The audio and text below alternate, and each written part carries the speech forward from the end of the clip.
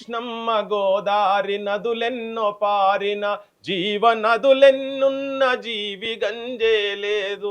నల్లరేగడు భూమి నెర్రేలు వారింది, ఎర్రాని దుక్కులు ఎక్కెక్కి ఏడ్చెరా కరువుతో పల్లె.